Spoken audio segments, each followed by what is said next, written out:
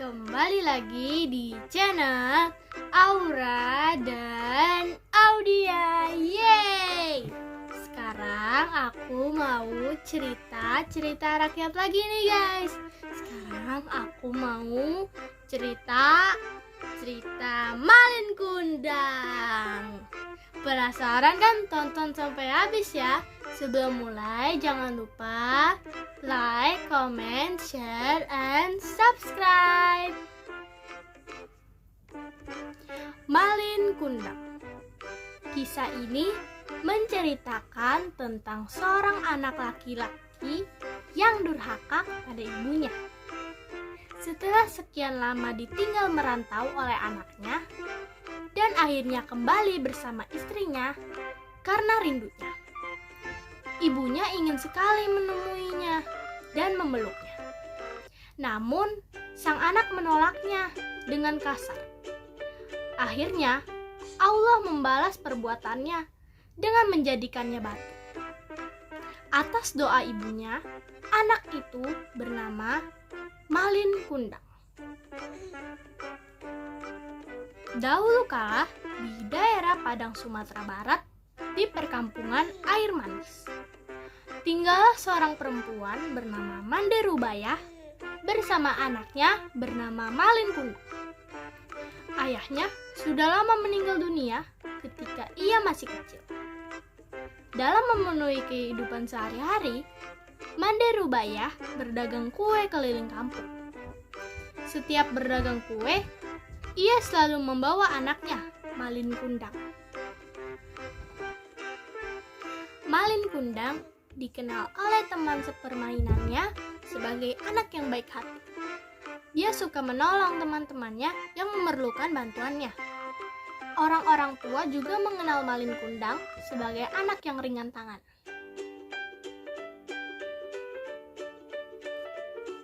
Tak terasa, waktu terus berjalan. Malin Kundang tumbuh menjadi seorang pemuda yang gagah.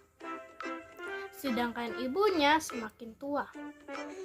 Untuk memenuhi kebutuhan dirinya dan ibunya, Malin Kundang menangkap ikan di laut. Hasil tangkapannya ia jual ke pasar. Malin Kundang berkata, "Ibu, aku ingin pergi ke laut untuk menangkap ikan."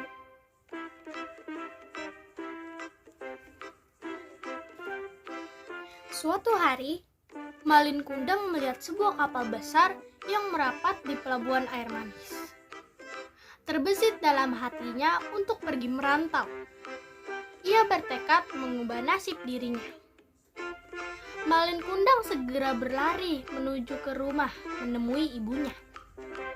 Ia pun mengutarakan keinginannya kepada ibunya. Dengan berat hati, ibunya pun memberi izin kepada Malin Kundang. Malin Kundang berkata, "Ibu, aku ingin merantau ke negeri sebelah." Malin Kundang dan para pemuda desa yang lainnya pergi merantau, segera menaiki kapal besar. Mande Rubayah dan orang tua yang lainnya melepas kepergian anaknya dengan linangan air mata. Ia melihat sudah banyak orang-orang tua yang ikut melepas kepergian anak laki-lakinya untuk pergi merantau ke negeri seberang untuk mengubah nasib dirinya dan keluarganya. Malin Kundang berkata, "Ibu, anakmu pergi merantau dulu." Setiap pagi dan sore, Mande Rubayah selalu pergi ke pantai. Ia melihat ke laut. Apabila ada ombak besar, dadanya selalu berdebar-debar. Ia mengangkat tangannya dan berdoa kepada Allah. Semoga tidak terjadi sesuatu apapun yang membahayakan diri anaknya. Apabila ada setiap kapal yang merapat di pelabuhan air manis, Mande Rubayah selalu menanyakan kabar tentang anaknya. Tetapi semua awak kapal dan nahkoda tidak mengetahui keberadaan anaknya, Malin Kundang. Harapan Mande Rubayah ingin bertemu dengan anaknya akhirnya terkabul. Pada suatu hari yang cerah, ada sebuah kapal besar dan megah yang merapat di pelabuhan air manis. Mande Rubaiyah dan orang-orang kampung lainnya mau berkumpul menyambut kedatangan kapal itu. Mereka mengira pemilik kapal itu adalah bangsawan yang kaya raya.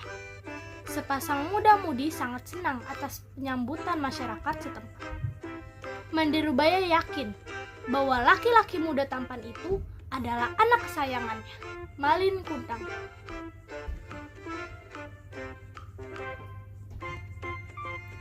Malin Kundang kaget seketika karena dirinya dipeluk oleh seseorang wanita tua renta yang mengaku ibunya. Tiba-tiba, pasangan Malin Kundang meludahi wajah wanita tua itu yang memeluk Malin Kundang.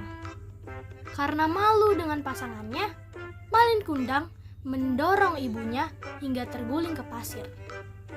Mande Rubaiyah berusaha memeluk kaki Malin Kundang, anaknya, tetapi rasa malu kepada pasangannya telah menghinggapi ke dalam diri Malin Kundang.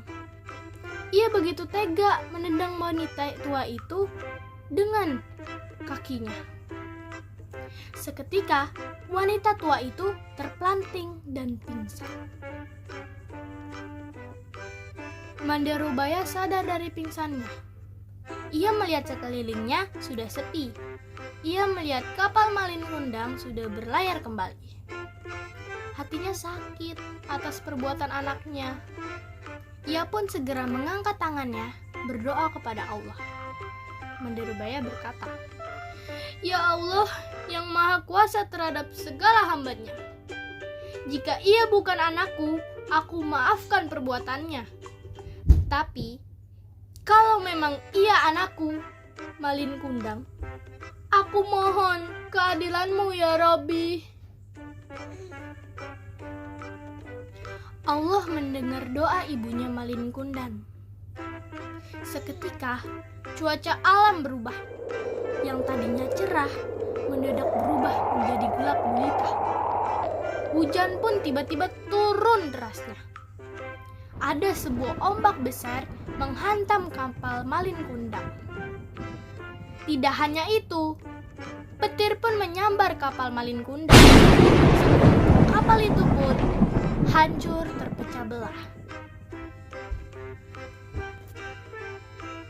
Keesokan harinya, matahari memancarkan sinarnya.